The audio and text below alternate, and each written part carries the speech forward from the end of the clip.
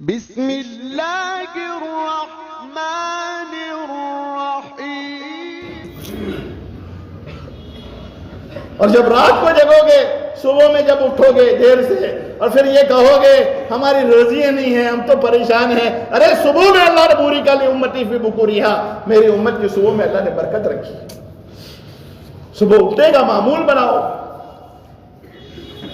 جب معمول بناؤ گے برکت کا وقت تو ہمارا سونے میں جاتا ہے، اور ہمارے نوجوان 9 بجے 10 بجے چائے کی چسکی لے رہا ہوتا ہے۔ میرے بزرگوں، یہ لمحہ فکریہ ہے، یہ سوچنے کی جگہ ہے اور اپنے آپ کو بدلنے کی جگہ ہے۔ تو میں عرض یہ کر رہا تھا کہ حضرت عمر رضی اللہ تعالیٰ کی بات چل رہی تھی۔ حضرت عمر رضی اللہ تعالیٰ، اللہ تعالیٰ نے ایسی فطرت سلیمہ دی تھی کہ وہ شراب کے حرام ہونے کے وقت بھی کبھی ایک گھونٹ نہیں پیا۔ جب یہ واقعہ پیش آیا کہ شراب کے نشے میں آ کر اونٹ کی ہڈیوں سے جو تنا تنی ہوئی اور ایک کی جو ہے کھوپڑی اور دماغ کی رگ پھٹ گئی، پھر جب یہ حضرت عمر آتے ہیں اور آ کر یہ کہے اے اللہ کے نبی، اب تو شراب حرام ہو جانی چاہیے، اب تو شراب حرام ہو جانی چاہیے۔ ظاہر ہے سب کا ذہن ایسا بن چکا تھا، میرے نبی کی بات کو قبول کرنے کے لیے، دین کے تقاضوں پر عمل کرنے کے لیے ایسا قبول ہو چکا تھا کہ ایک ہی آیت اس وقت نازل ہوتی ہے، انما الخمر والمیسر والانصاب والازلام رجس من عمل الشیطان فاجتنبوه۔ یہ شراب، یہ جوا، یہ بتوں استھانوں کا چڑھاوا اور تیروں سے پھال نکالنا، رجس من عمل الشیطان، یہ شیطان کے عمل کی گندگی ہے، فاجتنبوه، لہذا اس کا مکمل بائیکاٹ اور حرام۔ بس جب شراب نازل ہوئی، یہ حرام حرمت کی آیت نازل ہوئی، کیسا ذہن بنا ہوا تھا میرے بزرگوں، کیسا ذہن بنا ہوا تھا، جس کے گلے میں تھی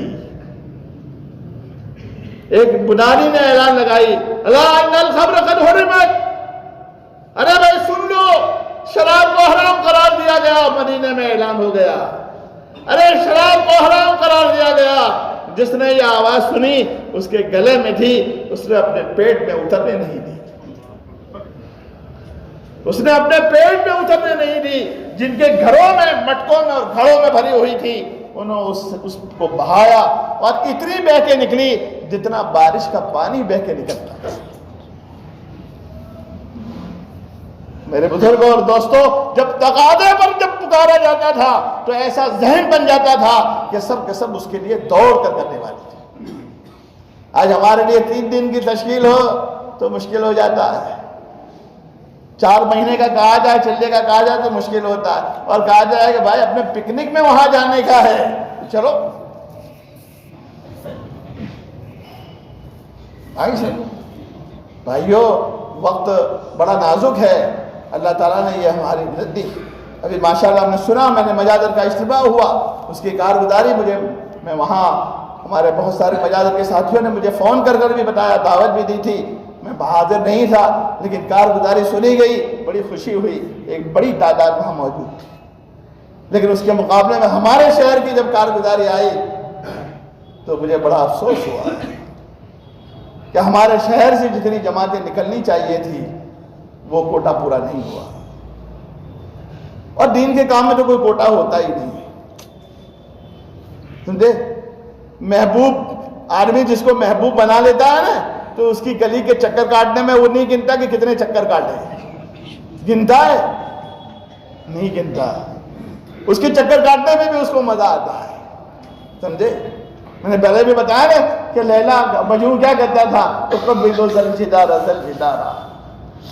اس دیوار کو بوسہ دیتا تھا، اس دیوار کو بوسہ دیتا تھا۔ تو ہمیں اگر یہ کام محبوب ہو جائے تو اس میں 3 دن اور 4 مہینے کی کوئی حیثیت نہیں ہوتی۔ اور اب تو حقیقت یہ ہے، ہمیں اپنی زندگیاں کھپانے کا وقت آیا ہے بھائیو، 3 مہینے 4 مہینے کی بات چھوڑ دو، اپنی زندگیوں کے کھپانے کا وقت آیا ہے۔ حالات بڑے نازک ہیں، اور اگر ہم اس پر اوپر کھڑے نہ ہوئے تو معلوم نہیں آئندہ قوم کس جگہ پر کھڑی ہوگی. اگر اس کا تصور بھی آتا ہے تو رونگٹے کھڑے ہو جاتے ہیں. معاف کرنا، یہ جو کہہ رہا ہوں میں دور اندیشی کے ساتھ کہہ رہا ہوں، اس لیے کہ ہمارے ملک کا تعلیمی جو نصاب بن رہا ہے وہ اتنا خطرناک بن رہا ہے. ہو سکتا ہے کہ آئندہ آنے والی نسل دین اور ایمان پر قائم بھی رہتی ہے کہ نہیں رہتی. اور اس کے لیے جو ہے ایسے نازک وقت کے لیے ہمارے لیے اگر کوئی بہترین پلیٹ فارم ہے تو اس وقت ہماری دعوت کا پلیٹ فارم ہے. ہمیں اس کے ساتھ منسلک رہیں، اپنے بچوں کو جوڑے رہیں، اپنے بچوں کا وقت لگاتے رہیں. اور ہم بھی اگر ریٹائر ہو چکے ہیں تو اپنی لائف اس میں لگا دیں. ہم لگائیں گے، ہماری آئندہ آنے والی نسل لگائے گی. میں نے دیکھا ہے اس کے نصاب کو، بھگوت گیتا کے پاٹھ ہم آ رہے ہیں، آ چکے ہیں. میرے پاس موبائل میں اس کا پورا پروفائل موجود ہے. ہم خود پریشان ہیں کہ کس طریقے سے تعلیم دی جائے اور اس کے سدے باب کے لیے کیا کیا جائے. ایک بات آپ کو سنا دوں، یہ کتنی خطرناک چیز ہے. کسی شعر نے کہا تھا، یوں قتل سے بچوں کے وہ بدنام نہ ہوتا، یوں قتل سے بچوں کے وہ بدنام نہ ہوتا، افسوس کہ فرعون کو کالج کی نہ سوجی. یعنی فرعون نے جو بچوں کو قتل کرنے کی جو اسکیم چلائی تھی اس کی ضرورت نہیں تھی. کالج میں ایسا سلیبس رکھ دیتے کہ خود بخود جو ہے وہ دین و ایمان سے موسیٰ علیہ السلام کی بات کے ماننے سے ہٹ جاتے. یہی چیز ہو رہی ہے. ڈاکٹر میکولے نے یہ بات نکلی تو کہتا چلوں، ورنہ یہ موضوع نہیں تھا، لیکن یہ بات نکلی تو اس کی سنگینی پر آپ کو کہتا چلوں. ڈاکٹر میکولے نے 1833 میں ایک بات لکھی تھی. 1833 یعنی آج سے 200 سال، 1933 اور یہ 2023 آ رہا ہے. 10 سال کے بعد 2033 ہوگا تو 200 سال ہو جائیں گے. 1833 میں یہ بات لکھی تھی جب بنگال میں حکومت گئی سراج الدولہ کی اور وہاں انگریزوں کا تسلط ہوا ہے. معاف کرنا، یہ جو حکومتوں سے لڑائی ہے وہ ہمیں حکومت نہیں چاہیے.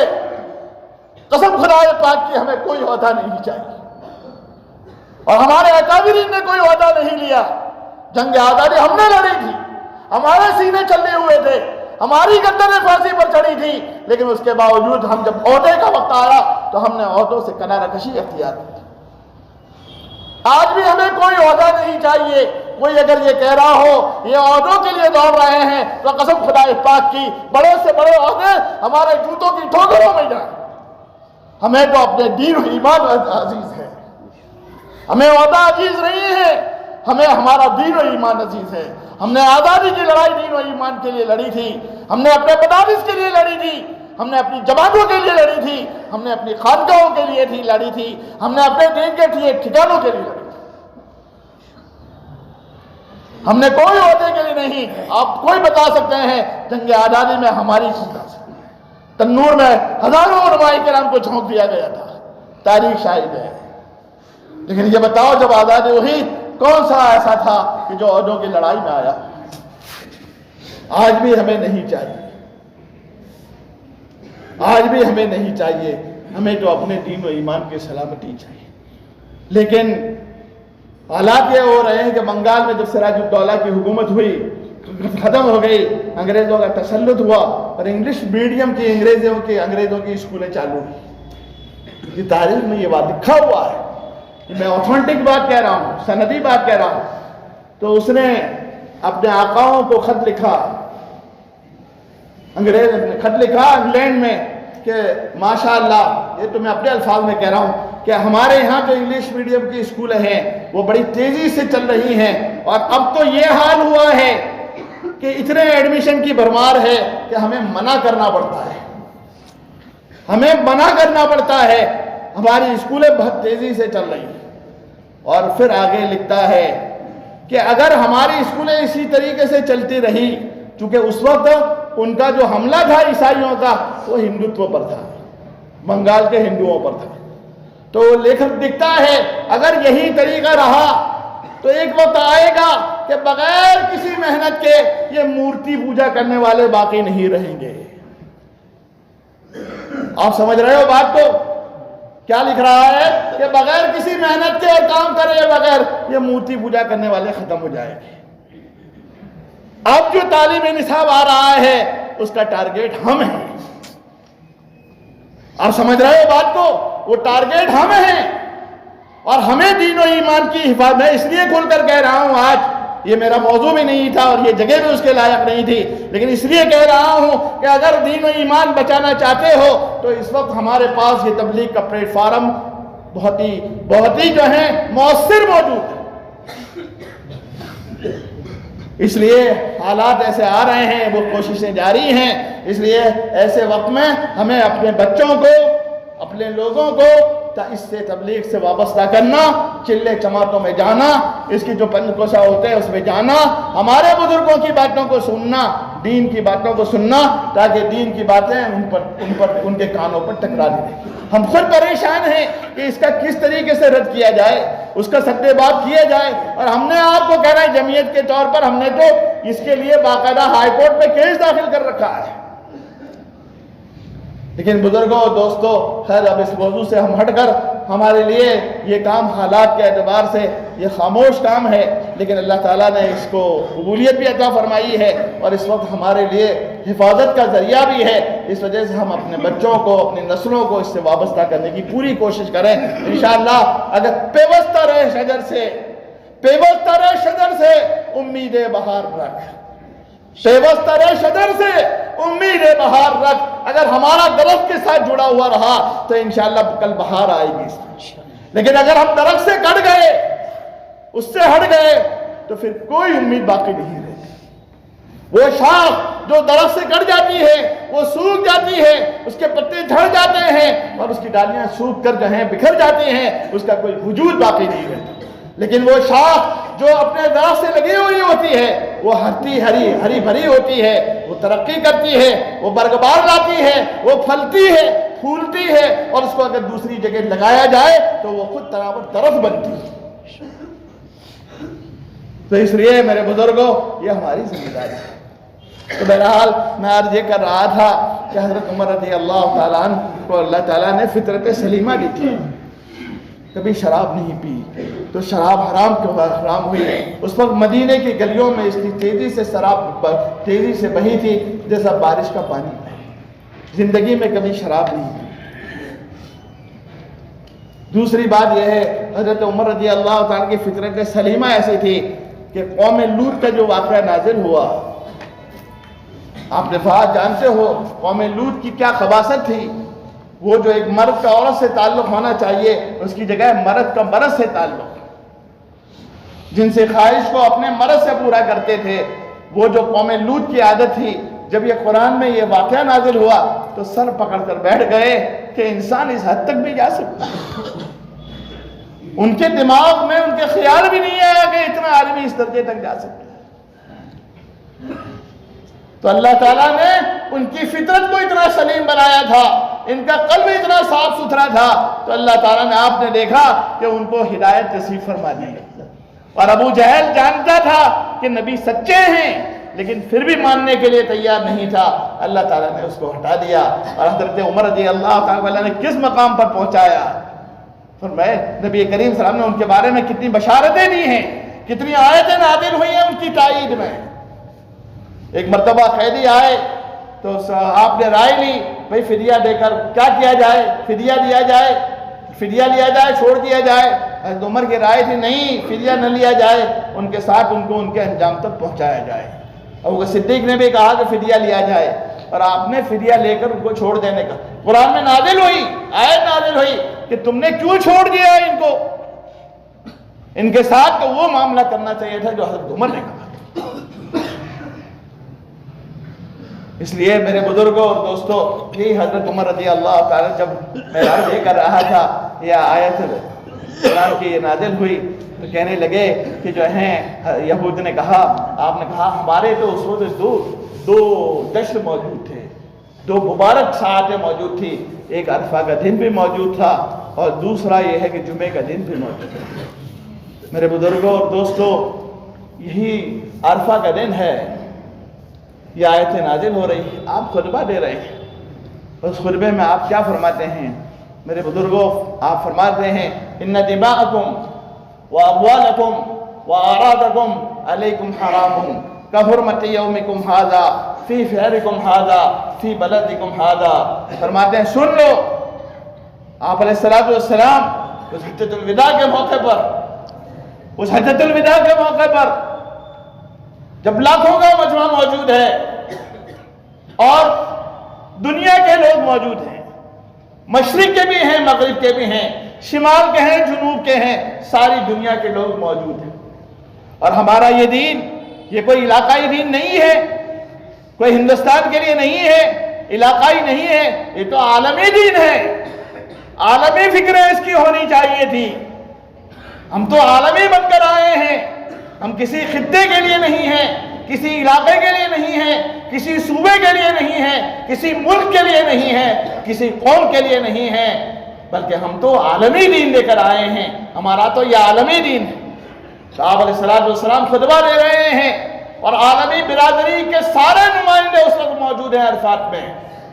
اس وقت آپ فرماتے ہیں سن لو، آپ بڑے معلوم ہے آپ کو کہ میں آئندہ نہیں رہوں گا، حجۃ الوداع کا خطبہ ہے، آپ کو یہ معلوم ہے کہ یہ خطبہ میرا آخری ہے۔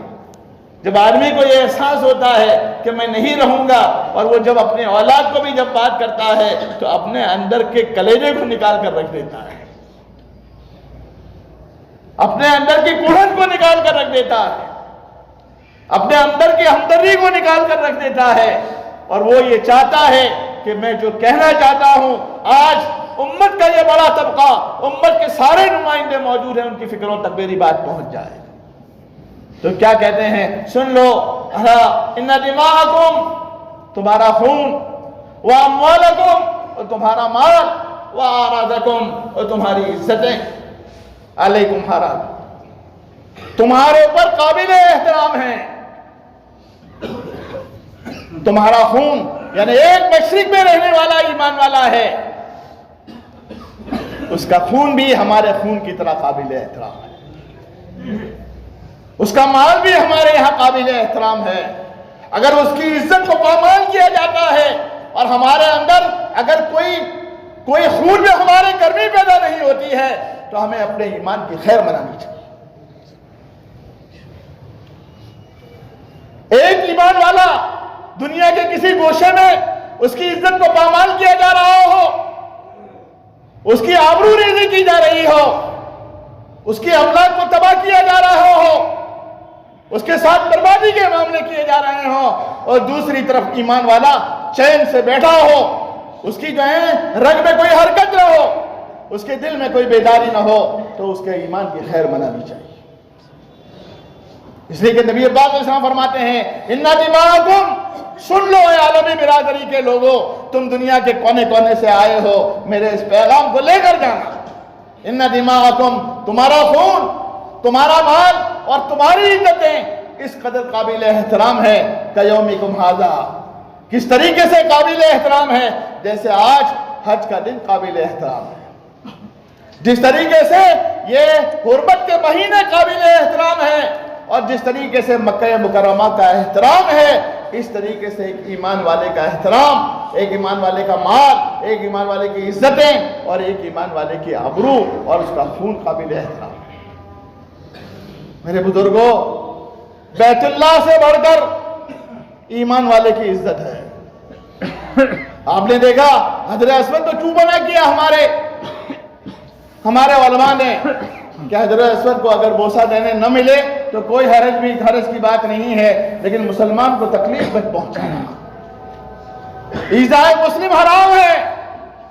اس لیے کہ بیت اللہ، آپ نے ایک مرتبہ بیت اللہ کو مخاطب کرنا ہے، بیت اللہ تیری کیا عظمت ہے، لیکن تجھ سے بھی بڑھ کر ایک کی عظمت ہے، وہ ایمان والے کی عظمت ہے۔ میرے بزرگوں اور دوستوں، آج ہمارا حال تو دیکھو، کیا ایمان والوں کی عظمت پامال ہو رہی ہے؟ ہم آپس میں کس طریقے سے ایک دوسرے کی عزت کے در پہ آ جاتے ہیں۔ بھائیو، ایمان والا ہمارا بھائی، کفا بالمرء ان یحقر اخاہ المسلم، ایمان والے کے لیے گنہگار ہونے کے لیے کافی ہے کہ اپنے بھائی کو حقیر سمجھے. اپنے بھائی کو حقیر سمجھنا یہ ایمان والے کے لیے گنہگار ہونے کے لیے کافی ہے. کلکم آدم، تم سب کے سب آدم علیہ السلام ہے. وآدم من تراب، اور آدم مٹی سے پیدا ہوئے. لا فضل لعربی علی عجمی، عربی کے عرب کے رہنے والے کو عجم کے رہنے والے پر کوئی فضیلت نہیں ہے.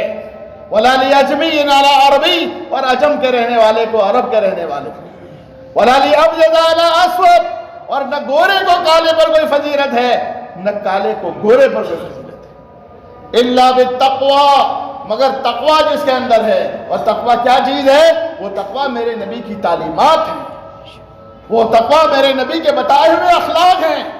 وہ تقوی کیا ہے؟ وہ تقوی میرے نبی کی بتائی ہوئی معاشرت ہے. وہ تقوی کیا ہے؟ میرے نبی کے بتائے ہوئے معاملات ہیں. وہ تقوی کیا ہے؟ میرے نبی کے بتائے ہوئے عبادات ہیں. وہ تقوی کیا ہے؟ میرے نبی کے بتائے ہوئے دین و تبلیغ کے احکام. اس پر اپنی زندگی کو لاؤ گے تو تم فضیلت کے حامل ہو، تم عزت کے حامل ہو. باقی ذاتیوں کا ہم شیخ ہیں، ہم سید ہیں، ہم بوہرے ہیں، ہم میمن ہیں، ہم مومن ہیں، ہم چنی ہیں، ہم چنا ہیں، اس کی کوئی حیثیت نہیں. حیثیت اگر کسی چیز کی ہے تو دینداری کی ہے، تقوی کی ہے، اور تقوی پر اپنی زندگی کو لانے کی ضرورت ہے. اس لیے میرے بزرگوں اور دوستوں، اللہ تعالیٰ نے ہم کو یہ دین دیا ہے اور دین مکمل طریقے پر ہم کو دیا ہے، تو ہماری یہ ذمہ داری ہوتی ہے سب سے پہلے کہ ہم اس کو اپنے طور پر اس زندگی کو آراستہ کریں اور اس نمونے کو لے کر باہر جائیں. انسان جب کوئی بھی چیز لانچ کرتا ہے پھر وہ کمپنی بناتی ہے اور بنانے کے بعد اس کے سیمپل لے کر جاتی ہے کہ دیکھو یہ ہمارا سیمپل ہے، ہمارے پاس یہ مال ہے اور اس کی یہ خوبیاں ہیں، اس میں یہ فیسلٹیز ہیں، یہ دے کر جاتی ہے. ہم کون سے سیمپل کو لے جائیں گے مارکیٹ؟ ہمارے پاس کون سے سیمپل ہے جو مارکیٹ میں لے جائیں گے؟ آپ اور ہم کو سیمپل بننا پڑے گا، دنیا کے سامنے آنا پڑے گا. اور آج سب سے بڑی اگر کوئی تشنگی یا پیاس ہے، سب سے بڑی کوئی کمی ہے تو کتابوں میں تو اسلام کی تعلیمات خوب موجود ہیں لیکن سیمپل ہمارے پاس نہیں. آج ایسے نازک حالات میں بھی جب لوگ دیکھ رہے ہیں کہ ایسے نازک حالات میں بھی لوگ ایمان کا تقاضا کرتے اور ایمان والے بنتے چلے جا رہے ہیں، جبکہ مسلمانوں پر مظالم کے پہاڑ توڑے جا رہے ہیں، ایسے حالات میں بھی آپ دیکھو لوگ اسلام کی طرف. کیا بات ہے، کیا بات ہے. یہ مسلمان اپنا سب کچھ کھپا دینے کے باوجود بھی اپنے دین سے ہلنے کے لیے تیار نہیں ہے. وہ غور کرنے پر مجبور ہوتے ہیں، ریسرچ کرنے پر مجبور ہوتے ہیں، اور جب ریسرچ کرتے ہیں تو ہمارا کتاب دین ہمارا کتابوں میں محفوظ ہے. جب اس طریقے پہنچ جاتے ہیں تو آپ دیکھ رہے ہو مسلمان ہو جائے. اگر ان کے سامنے ہماری کتابی جو زندگی ہے وہ ہماری عملی زندگی بھی سامنے آ جائے تو ان لوگوں کو سمجھنے میں کوئی دشواری نہیں ہوگی. ہمارے اکابر، ہمارے پہلے کے لوگ اسی طریقے کے لوگ تھے کہ وہ جو ہیں ایک نمونہ ہوتے تھے اور لوگ ان کو دیکھ دیکھ کر مسلمان ہوتے تھے. صحابہ کرام کی زندگی میں صلح حدیبیہ کا ایک موقع. اصل میں جب صلح حدیبیہ آپ جانتے ہو کہ تاریخی ایک صلح تھی اور نبی پاک علیہ السلام کافی وقت کے بعد عمرے کے لیے مکہ مکرمہ جا رہے تھے. چونکہ مکہ کو چھوڑے کافی عرصہ ہو چکا تھا اور تقریباً 1300 یا 2500 کی تعداد تھی. آپ حدیبیہ جو ہے مکہ مکرمہ سے بہت قریب ہے، بہت قریب فاصلے پر ہے. وہاں سے لوگ احرام باندھ کر جو ہیں عمرے کے لیے بھی آتے ہیں، بہت قریب ہے. وہاں تک پہنچ چکے تھے کہ ہم عمرہ کریں گے اور کوئی مقصد نہیں تھا عمرہ کرنے کے لیے. لیکن عمرہ کرنے کے لیے جب گئے تو ظاہر ہے کہ مخالفین نے آپ کو روک دیا، ہم عمرہ کرنے نہیں دیں گے. بہت طویل واقعہ ہے، ہم عمرہ کرنے کے لیے نہیں دیں گے. آپ نے دیکھا صحابہ کرام، جب آپ نے دیکھا کہ تھوڑی سی تعداد میں ہوتے تھے لیکن اللہ تعالیٰ کی نصرت و فتح اور کامیابی ان کے ساتھ ہوتی تھی. آج تو وہ 1500 سے 2500 کی تعداد جوش میں تھے کہ لڑ لیں گے، منع کر رہے ہیں تو لڑ لیا جائے، ہو جائے تھوڑی مقابلہ کر لیا جائے گا. لیکن میرے آقا علیہ السلام نے ہمیشہ جو چیز امت کے لیے خیر و بھلائی ہوتی تھی اسی کو قبول کیا ہے. جب صلح کی کوئی بات ہوتی تھی تو آپ جنگ کو قبول نہیں کرتے تھے. جب کوئی دو معاملے دیے جاتے تھے جس میں آسانی ہوتی تھی آپ آسانی کو امت کے لیے پسند کرتے تھے. میرے بھائیوں، یہ ایک بات عجیب آ گئی. آپ نے امت کے لیے آسانیاں پیدا کی اور اپنے آپ کو کٹھنائیوں میں ڈالا تھا. میرے بھائیوں، جب جنگ کا موقع تھا، غزوہ بدر کا غالباً موقع تھا، اس وقت یہی ابو جہل اور یہ لوگ آئے اور آ کر یہ کہنے لگے، جب جنگ شروع ہوتی ہے تو کچھ ادھر کے کچھ ادھر کے کچھ لوگ دو چار ادھر کے دو چار ادھر سامنے آتے ہیں اور ایک دوسرے کو چیلنج کرتے ہیں، اور چیلنج کرنے کے بعد پھر جنگ شروع ہوتی ہے. تو اس وقت مشرکین ادھر مکہ تھے، ادھر مسلمان تھے، تو انصار کے کچھ نوجوان آگے آ گئے مقابلے کے لیے. تو انہوں لوگوں نے کہا، اخرجوا بنی امنا، اے انصار تم ہمارے مقابلے کے لیے نہیں ہو، ہمارے مقابلے کے لیے لاؤ ہمارے چچیرے بھائی جو آئیں یا ہجرت کر کر آئیں. تو اس وقت آپ علیہ السلام نے کس کو آواز دی؟ میرے بھائیوں، جب آسانیوں کا وقت آیا، جب مال کے لینے کا وقت آیا تو آپ نے ہمیشہ دوسروں کو ترجیح دی ہے. اور جب قربانی کا وقت آیا ہے، جب اپنے بچوں کو شہید کرنے کا وقت آیا ہے، جب مال کی تقسیم کا وقت آیا ہے تو آپ نے اپنے خاندان کو ہمیشہ نظر انداز کیا ہے، اس کو سائڈ میں رکھا. جب یہ بات آئی تو آپ نے کہا، کس کو کہا؟ جب یہ بات، بھئی ہمارے چچیرے بھائیوں کو لاؤ، آپ کیا کریں؟ قم یا عبیدہ ابن الحارث ابن عبد المطلب، اے عبیدہ ابن حارث کھڑے ہو جاؤ. کون تھے؟ آپ کے چچیرے بھائی تھے. تم یا حمزہ، اے حمزہ میدان میں آ جاؤ. کون تھے؟ آپ کے چچا تھے. تم یا علی، اے علی تم بھی میدان میں آ جاؤ. یہ تین نوجوانوں کو آپ جو ہے پیش کر رہے ہیں. کس کے لیے پیش کر رہے ہیں؟ جانوں کے دینے کے لیے پیش کر رہے ہیں، مال کی تقسیم کے لیے نہیں پیش کر رہے ہیں. تم یا عبیدہ ابن حارث، اے عبیدہ ابن حارث کھڑے ہو جاؤ. اے حمزہ کھڑے ہو جاؤ. اے علی کھڑے ہو جاؤ، مقابلے کے لیے آ جاؤ. حضرت فاطمہ جب باہر آیا تو حضرت فاطمہ کچھ آئی اور کہنے لگی، ابا جان دیکھیے یہ پانی ڈھوتے ڈھوتے کندھے پر کمر پر نیل کے نشانات پڑ گئے ہیں اور ہاتھ میں گٹے آ گئے ہیں. کچھ غلام کچھ نوکر آ گئے ہو تو ہمیں دے دیجیے. آپ کہتے ہیں، ارے بھائی ابھی تو امت کا اور اصحاب صفہ کا مسئلہ ہی حل نہیں ہوا تو میں کیسے تم کو دے سکتا ہوں. مال دینے کا وقت آیا ہے تو اپنے اقربا اور رشتہ داروں کو سائڈ میں کیا ہے. قربانی دینے کا وقت آیا ہے تو اپنے اقربا اور کو پیش کیا ہے. میرے بھائیوں، آپ کی قربانی، آپ کے خاندان کی قربانی، آپ کی یہ تاریخی حقائق کو اگر ہم دیکھتے تو ہم حیرت کرتے. نماز کتنے بجے؟ 8 بجے جماعت ہے. تو بزرگوں اور دوستوں، میں آج یہ کر رہا تھا کہ صلح حدیبیہ کا یہ موقع ہے تو اس وقت جو ہیں یہ وہاں موجود ہیں، سب وہاں گئے اور روک دیا گیا. صحابہ کرام کو روک دیا گیا کہ بھئی اس وقت ہم آپ کو جانے نہیں دیں گے. صلح کی پیشکش ہوئی تو آپ علیہ السلام نے، میں نے کہا نا صحابہ کرام بڑے تیش میں تھے کہ لڑ لیا جائے، لیکن جب صلح کی بات ہوئی تو آپ نے اس کو قبول کر لیا. جب قبول کر لیا صلح کی بات کو، اور صلح 3 شرطوں پر ہوئی تھی. صلح 3 شرطوں پر ہوئی تھی اور یہ تاریخی صلح ہے. یہ صلح کے بڑے دور رس نتائج نکلے. یہ صلح کے نتائج ایسے نکلے کہ اللہ تعالیٰ نے اس کے بدلے میں ایمان والوں کو فتح مکہ کی شکل میں دیا ہے. اور فتح مکہ ایک ایسی چیز ہے کہ وہاں سے اسلام کی تاریخ ڈائیورٹ ہوتی ہے.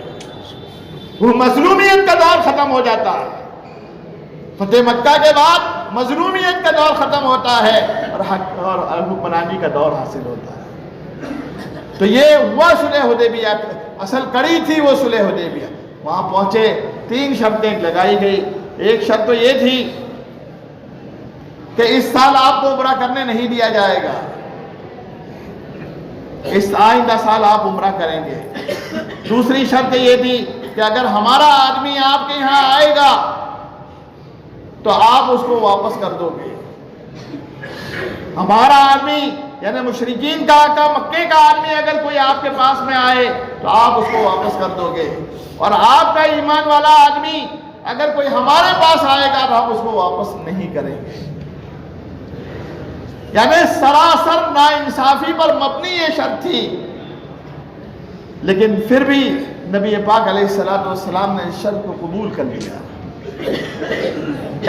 تو گویا تاریخ میں یہ لکھا ہے جب مسلمانوں نے سرنڈر ہو کر اس صلح کو لیا تھا, مسلمان سرنڈر ہو گئے تھے, یعنی بظاہر تو ایسا ہی معلوم ہو رہا تھا کہ مسلمانوں نے مجبور ہو کر یہ جب یہ کیفیت ظاہری یہ کیفیت سامنے آئی تو صحابہ کرام کے حوصلے ٹوٹ گئے. انسان تھے وہ بھی, ہمت سے آئے تھے, حوصلے سے آئے تھے کہ عمرہ کریں گے. ایک ظاہر ہے کہ ایک حج میں حاجی جاتا ہے اور اس کا تذبذب ہوتا ہے کہ ہوگا کہ نہیں ہوگا, تو اس کے پیر لڑکھڑانے لگتے ہیں. بھائی 5-10 ہزار زیادہ خرچ ہوتا, اب واپس نہ جانا پڑے, واپس جاؤں گا تو بدنامی ہوگی, کہتا ہے نا انسان. تو یہ تو باقاعدہ پورے اس کے ساتھ گئے تھے اور مکہ کے رہنے والے تھے. اب ان کو واپس کیا جا رہا تھا, ان کے حوصلے ٹوٹے ہوئے تھے, اور ایسے حوصلے ٹوٹے ہوئے تھے کہ سب مایوس ہو چکے تھے. ایسے مایوس بھی ایسے ہوئے تھے کہ نبی پاک علیہ السلام کہہ رہے ہیں بھائی احرام کھول دیا جائے, اپنی ہڈی کا جانور ذبح کر دیا جائے, اپنے بالوں کو منڈوا دیا جائے. آپ بار بار یہ کہہ رہے ہیں, بار بار یہ کہہ رہے ہیں, لیکن صحابہ کرام آپ کی بات کو سن نہیں رہے. آپ علیہ السلام پریشان ہیں کہ یہ صحابہ کرام جو میرے اشارے پر جان دینے والے, میرے لیے اپنا خون پسینہ بہانے والے, آج میں کہہ رہا ہوں لیکن میری ایک بات کو سن نہیں رہے. کیا بات ہے؟ ام سلمہ رضی اللہ تعالیٰ قربان جائیے ان کی فراست پر, وہ کہتی ہیں کہ اللہ کے نبی آپ پریشان نہ ہوں, یہ صحابہ کرام یہ آپ کے حکم کو نہیں مان رہے, ایسی بات نہیں ہے. بات دراصل ایسی ہے کہ ان پر جو اس وقت جو کیفیت طاری ہوئی ہے اور جو حوصلے سے جس آئے تھے ان کے حوصلے ٹوٹ چکے ہیں, اور جو صلح ہوئی ہے اس سے یہ مایوس ہو چکے ہیں, اس کی وجہ سے مایوسی ان پر چھائی ہوئی ہے. آپ ایک کام کیجئے کہ اپنا جانور خود ذبح کر دیجئے, اپنے بالوں کو خود منڈوا دیجئے. ام سلمہ رضی اللہ تعالیٰ کے اس مشورے پر آپ نے عمل کیا, اپنا جانور ذبح کیا اور اپنے ہر کو ذبح کر دیا, اپنے سر کو منڈوا دیا. جیسے ہی آپ نے ذبح کیا, اپنے سر کو منڈوایا, صحابہ کرام نے سب نے پھر اپنے اپنے جانوروں کو ذبح کر دیا اور اپنے سر کو منڈوا دیا, اور سارے کے سارے واپس ہو گئے. واپس ہونے کے بعد پھر جو لوگ ایمان لاتے تھے انہوں نے اپنا ایک الگ ٹھکانہ بنایا, چونکہ وہ سمجھ گئے تھے کہ معاہدہ ہوا ہے, نبی پاک علیہ السلام کے پاس جائیں گے تو آپ تو معاہدے کے پابند ہیں, ہمیں واپس کر دیں. تو جو لوگ بھی ایمان لاتے تھے انہوں نے ایک کنارے پر ساحلی راستے پر اپنا ایک ٹھکانہ بنایا, اور ٹھکانہ بنا کر ایک بڑی جماعت جمع ہو گئی. اب وہ جماعت نے دیکھا کہ ہمیں یہاں رسول پاک علیہ السلام کے پاس میں جائیں گے تو معاہدے کے اعتبار سے رد کر دیں گے, ادھر مشرکین میں جا نہیں سکتے تھے, اور وہ راستہ جو تھا وہ مکہ مکرمہ کے تاجروں کے چلنے کا راستہ تھا. اب انہوں نے جو ہے یہ کیا کہ ٹھیک ہے ہم کو انہوں نے یہ پریشان جو کیا ہے, اب ان کے جو قافلے نکلنا شروع ہوئے تو انہوں نے ان قافلوں کو آڑے ہاتھ لینا شروع کیا, قافلوں کو لوٹ لیتے, قافلوں کو خوب پریشان کیا. جب پریشان ہوئے, اتنے پریشان ہوئے کہ انہوں نے پھر نبی پاک علیہ السلام کو کہلوایا کہ خدا کے واسطے ہم نے تو یہ شرط رکھی تھی, یہ شرط ہم واپس لیتے ہیں, اور آپ اپنے ساتھیوں کو اپنے یہاں بلوا لیجیے. ساتھیوں کو بلوا لیا گیا. ظاہر ہے کہ آپ نے یہ شرط رکھی تھی کہ تمہارا آدمی ہمارا آدمی آئے گا تو واپس دیں گے. اس کا نتیجہ یہ ہوا کہ جو شرط انہوں نے مجبوراً رکھوائی تھی, آج وہ مجبور ہو کر جو ہے اس کے واپس لینے پر. اور نبی کریم صلی اللہ علیہ وسلم اس بات کا یقین تھا کہ کوئی ایمان والا مرتد ہو کر ان کے پاس جائے، یہ نہیں ہو سکے گا۔ ایمان والا اور مرتد ہو جائے، ایمان والا اور کافر ہو جائے حالات کے اعتبار سے، یہ نہیں ہوگا۔ میرے آقا کو پورا یقین تھا۔ ایک تاریخ میں ایک واقعہ بھی ایسا نہیں لکھا کہ کوئی یہاں مسلمان رہے مرتد ہو کر ان کے پاس گیا۔ اور اللہ تعالیٰ نے پھر جو وہ صلح کا جو زمانہ تھا، اس صلح کے زمانے میں مسلمانوں کے اخلاق، مسلمانوں کے کردار، مسلمانوں کی تجارت اور مسلمانوں کے معاملات کو خوب دیکھنے کا موقع ملا۔ جب دیکھا لوگوں نے، اطراف کے لوگوں نے دیکھا تو جوگ در دور مسلمان ہوئے۔ دیکھا یہ مسلمان تو ایک دوسرے کے لیے ایثار کرتے ہیں، یہ مسلمان تو آپس میں بھائیوں کے ساتھ کس طریقے کا معاملہ کرتے ہیں، یہ مسلمان تو اپنے گھروں کو کس طریقے سے چلاتے ہیں۔ ان کے رہن سہن کو دیکھا، ان کے معاملات کو دیکھا، ان کے ہر اطوار کو دیکھا، بہت متاثر ہوئے۔ مدینے کی چاروں طرف کی بستیاں مسلمان ہونے لگی، جوگ در جوگ، قافلے در قافلے مسلمان ہونے لگے مسلمانوں کے اخلاق دیکھ کے۔ اور تعداد یہ ہوئی کہ پھر آپ نے ایک اعلان کیا فتح مکہ کا، تو اس وقت ایک ہی آواز میں 10,000 کی تعداد، جہاں 2,500 کی تعداد حدیبیہ کے موقع پر بڑی مشکل سے پہنچی تھی، آج 10,000 کی تعداد پورے کر و فر کے ساتھ جاتی ہے اور پورے کر و فر کے ساتھ میں مکہ مکرمہ کو فتح کرتے ہیں۔ وہ فاتحانہ طور پر داخل ہو رہے ہیں، لیکن فاتحانہ طور پر داخل ہوتے ہوئے سارا روم موجود ہے، کر و فر موجود ہے، لیکن اس کے باوجود کیا کہتے ہیں؟ آج کے دن کوئی مواخذہ نہیں، آج کے دن کوئی پکڑ نہیں، آج کے دن کسی کا لا تثریب علیکم اليوم، آج تم پر کوئی پکڑ نہیں۔ تو مسلمانوں کے تو یہ اخلاق ہے۔ ہمیں بزدل نہیں رہنا، ہمیں جو ہے کسی طرح کا حالات آئیں گے، اور حالات اسی لیے آتے ہیں کہ حالات نکھارنے کے لیے آتے ہیں۔ سونے کو بھٹی میں ڈالا جاتا ہے اس لیے کہ سونے کو نکھارنے کے لیے آتا ہے۔ ہمارے پر بھی جو حالات آ رہے ہیں، امید ہے کہ یہ ایک وقت آئے گا کہ ہم مسلمان نکھر کر سامنے آئیں گے۔ اس وجہ سے حالات سے گھبرانے کی ضرورت نہیں ہے۔ باد مخالف سے نہ گھبرائے عقاب، باد مخالف سے نہ گھبرائے عقاب، یہ تو چلتی ہے تجھے اونچا اڑانے کے لیے۔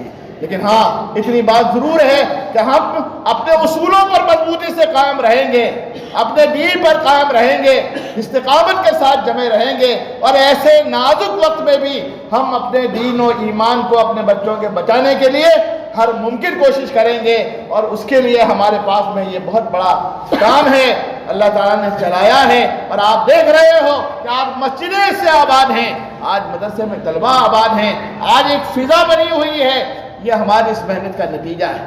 اس وجہ سے جو فکر چل رہی ہے اس کے ساتھ ہم اپنے آپ کو جوڑے رکھیں، اس کے ساتھ ہم جڑے رکھیں، اپنی نئی نسل کو حالات کے اعتبار سے بچانے کے لیے ہم اپنے وقت کو قربان کرنے کے لیے اس میں ہم اپنا وقت لگائیں۔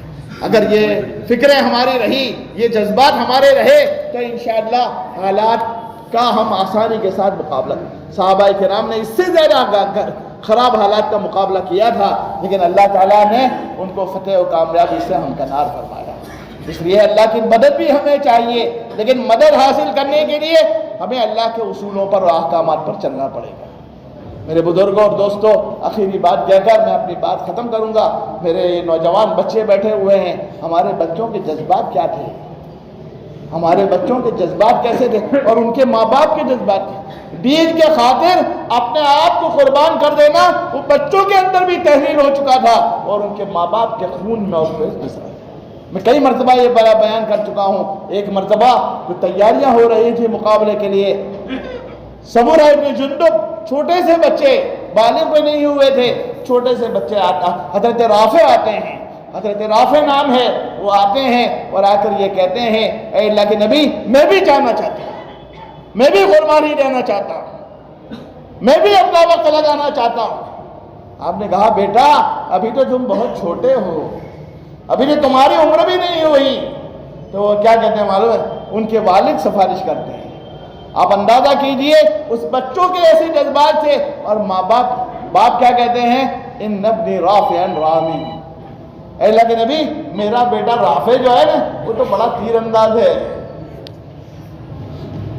آپ کہ اچھا ایسی بات ہے، اجازت دے دی، جاؤ جاؤ۔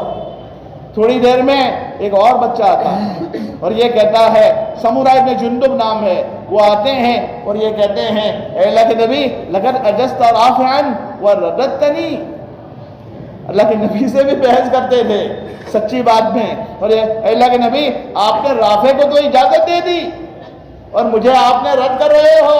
پھر کہتے ہیں لو سارا تو لسارا تو، اگر مجھے کشتی لڑائی جائے تو میں اس کو پچھاڑ دوں گا۔ نبی پاک نے کہا اچھا ایسی بات ہے؟ کہا ہاں۔ آپ نے اچھا کشتی لڑو، کشتی لڑائی گئی، واقعی پچھاڑ دیا۔ آپ نے کہا جاؤ تم بھی شریک ہو جاؤ۔ یہ ہمارے ان بچوں کے جذبات تھے، ہمارے ماں باپ کے جذبات تھے جب دین بلندی پر تھا، اور یہی جذبات کی آج ضرورت ہے دین کے خاطر۔ کم سے کم اپنے وقت کو لگانے کے جذبات تو پیدا کرو، ہمارا وقت کچھ لگ جائے، ہمارے ماں باپ کی یہ فکریں ہو جائیں کہ کم سے کم دین کے خاطر ہم ہمارے بچے کچھ دین سیکھ لیں، کچھ نماز سیکھ لیں، کچھ احکامات سیکھ لیں۔ اس کے لیے تو یہ ہمارے پاس میں یہ ترتیب موجود ہے، اس کے لیے تو ہم کوششیں کریں۔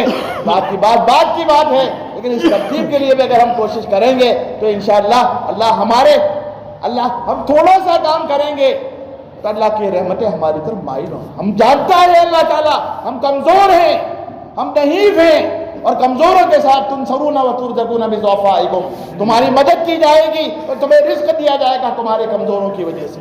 اگر ہم کمزور ہیں لیکن کمزوری کے ساتھ بھی اگر دینی فکر کے لیے بھی اٹھ گئے، یہ کام کے لیے اٹھ گئے کہ امت کا یہ شیرازہ بے نمازی ہیں نمازی بن جائیں، امت میں دین کی طرف سے بھی توجہ پیدا ہو جائے، اس کی فکر کے لیے ہم گھر گھر جائیں گے، داڑیوں میں ہاتھ ڈالیں گے، ان کی کنڈیاں کھٹکھٹائیں گے۔ ہو سکتا ہے اللہ تعالیٰ کو رحم آ جائے، اور اللہ تعالیٰ کو جب رحم آ جائے گا تو کمزور اللہ تعالیٰ کی جب مدد آ جائے تو پھر نصرت کے دروازے کھل جاتے ہیں۔ اس لیے میرے بزرگوں اور دوستوں، میری آپ سے بھی یہ گزارش ہے، اپنے آپ کو بھی مخاطب کر کے یہ کہتا ہوں، اللہ تعالیٰ ہمیں اس کام کی قدردانی کی توفیق عطا فرمائے، دین کے جتنے کام ہو رہے ہیں ان کی بھی قدردانی کی توفیق عطا فرمائے، ہم سب کو ایک بنائے، نیک بنائے، امت پر جو حالات ہیں ان حالات کو ہمیں سمجھنے کی توفیق عطا فرمائے، اور اس دین کے کام میں اپنے جان مال کو خرچ کرنے کی توفیق عطا فرمائے۔ وآخر دعوانا الحمدللہ رب العالمین۔ درود شریف پڑھیں۔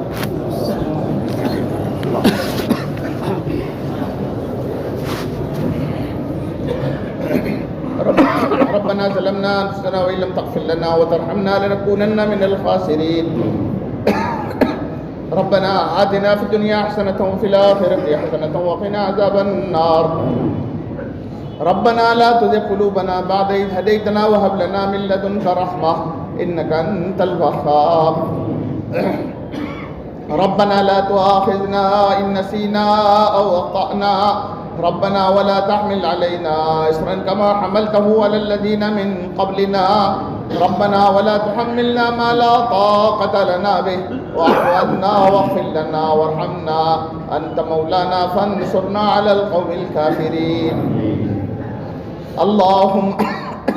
اللهم حبب إلينا الإيمان وزينه في قلوبنا وكره إلينا الكفر والفسوق والعصيان واجعلنا من الراشدين اللهم آت نفسي تقواها وزكها أنت خير من زكاها اللهم آت نفسي تقواها وزكها أنت خير من زكاها اللهم إنك عفو كريم تحب العفو فاعف عنا اے اللہ تو ہماری خطاؤں کو معاف فرما، اے اللہ ہمارے گناہوں کو معاف فرما، اے اللہ دین کی طرف متوجہ فرما، دین کے کاموں کی قدر کرنے کی توفیق نصیب فرما، دین کے کاموں میں شامل ہونے کی توفیق نصیب فرما، اے اللہ اے اللہ اے اللہ ہماری خطاؤں کو معاف فرما، جتنی پریشانیاں ہیں اے اللہ ہماری بدعمالیوں کی وجہ سے ہے، ہماری نحوست کی وجہ سے ہے، اے اللہ ہمیں اچھے اعمال کی طرف مائل فرما اور اپنی رحمتیں نازل فرما، اے اللہ اور نحوستوں کو دور فرما، اے اللہ ہم تیرے بندے ہیں اور گنہگار ہیں، مجرم ہیں اور پاپی ہیں، اے اللہ ہمیں معاف فرما دے، اے اللہ کرم کا معاملہ فرما دے،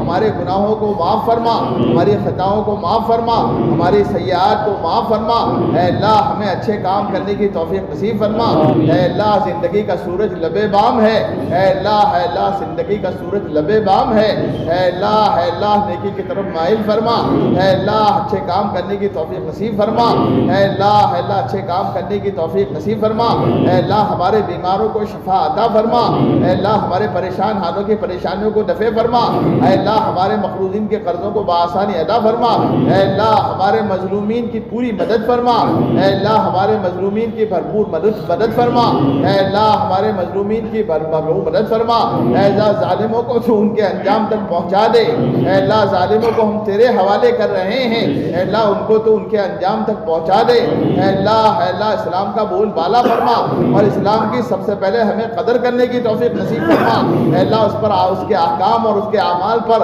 عمل کرنے کی توفیق نصیب فرما، اللہ کوتاہیوں کمزوریوں کو دور فرما، اے اللہ ہمیں اس کام کی قدر جانی کی توفیق نصیب فرما، جن لوگوں نے نام لکھوائے ہیں اے اللہ ان کا نکلنا آسان فرما، اے اللہ نکلنا آسان فرما، جن کے ارادے ہیں اے اللہ ان کے ارادوں میں استحکام پیدا فرما، اے اللہ ان کے ارادوں میں استحکام پیدا فرما، ہر کام کی قدر جانی کی توفیق نصیب فرما، اے اللہ ہم کمزوروں پر رحم فرما، اے اللہ ہماری خطاؤں کو معاف فرما، اے اللہ ہمارے بڑے بوڑھوں جو دنیا سے جا چکے ہیں ان کی مغفرت فرما اور ہماری سیئات کو حسنات میں تبدیل فرما، آپ علیہ السلام کے صدقہ طفیل میں ہماری دعاؤں کو قبول فرما، ربنا تقبل منا انك انت السميع العليم وتب علينا انك انت التواب الرحيم، سبحان ربك رب العزة عما يصفون وسلام على المرسلين والحمد لله رب العالمين برحمتك يا